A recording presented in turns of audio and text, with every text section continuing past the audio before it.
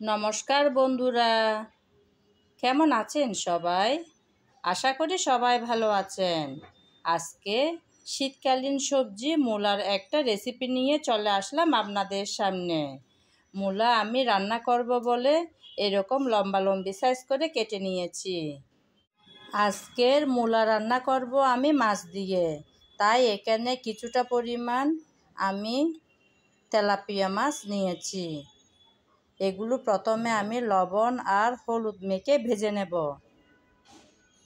আমি তো ভেজে রান্না করব, আপনারা চাইলে না ভেজেও রান্না করতে পারেন।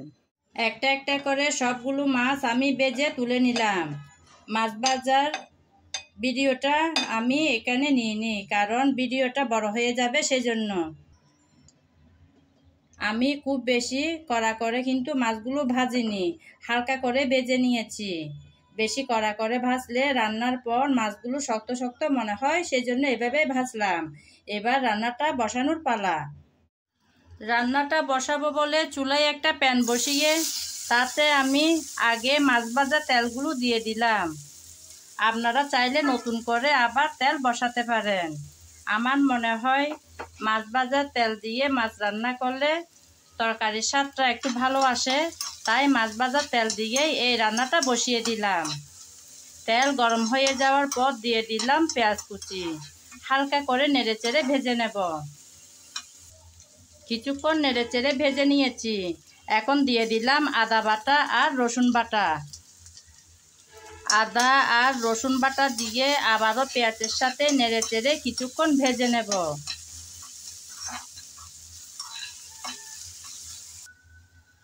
কিছুক্ষণ তো নেড়েচেড়ে ভেজে নিলাম। এখন দিয়ে দিচ্ছি হলুদ, তারপর মরিচ। জালটা যে যেমন খেতে পছন্দ করেন সেরকম দেবেন। তারপর দিলাম জিরা, ধনিয়া, গরম মশলা সব একসাথে গুঁড়ো করা পাউডার। তারপর স্বাদ মতো লবণ দিয়ে নেড়েচেড়ে ভালো করে কষিয়ে নিতে হবে।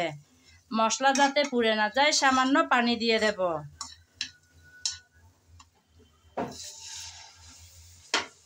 সামান্য পানি দিয়ে নেড়েচেড়ে ভালো করে কষিয়ে নিতে হবে।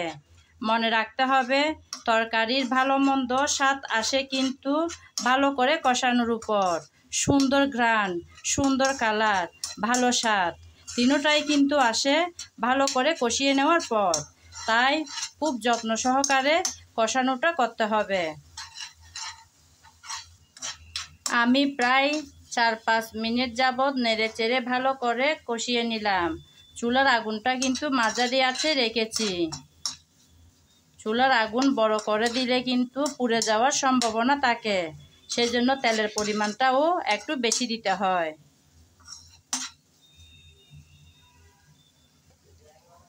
এখন আমি মূলাগুলো দিয়ে নেড়েচেড়ে ভালো করে কষিয়ে নেব।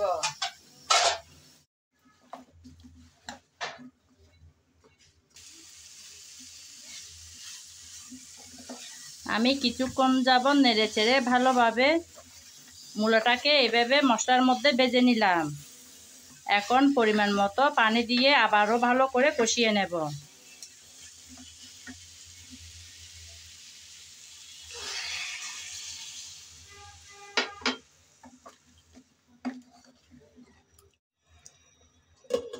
পানি দিয়ে এখন ঢাকনা দিয়ে কিছুক্ষণ ভালো করে আমি রান্না করে নেব।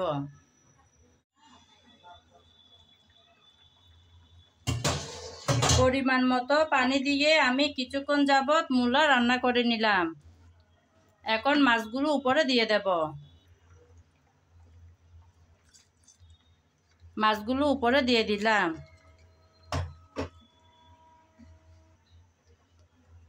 একটু মূলার ফাঁকে ফাঁকে ভেতরে ঢুকিয়ে দিতে হবে, না হলে কিন্তু মাছের মধ্যে মশলা ভালো করে ঢুকবে না।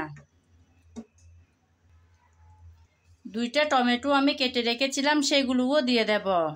আমি টমেটোগুলো এরকম আস্ত রাখবো বলে লাস্টের দিকে দিচ্ছি। আপনারা যদি সিদ্ধ করে একদম গলিয়ে ফেলতে চান তাহলে শুরুতে দিয়ে দেবেন। এখন আমি আবারও ঢাকনা দিয়ে কিছুক্ষণ রান্না করে নেব। ফিরে আসবো কিছুক্ষণ পর। আমি মাছ আর টমেটো দিয়ে কিছুক্ষণ ঢাকনা দিয়ে রান্না করে নিলাম। এখন ধনেপাতা কুচি দিয়ে 4-5 মিনিটের মতন চুলাটা ছোটো করে দিয়ে বসিয়ে রাখবো চুলার উপর। আমার আজকের ভিডিও যদি আপনাদের ভালো লেগে থাকে তাহলে আমার চ্যানেলটি সাবস্ক্রাইব করে আমার পাশে থাকবেন। আর যদি ফেসবুক পেজে দেখে থাকেন তাহলে পেজটি ফলো করে দেওয়ার অনুরোধ রইল। আজ এ পর্যন্ত, সবাই ভালো থাকবেন। নমস্কার।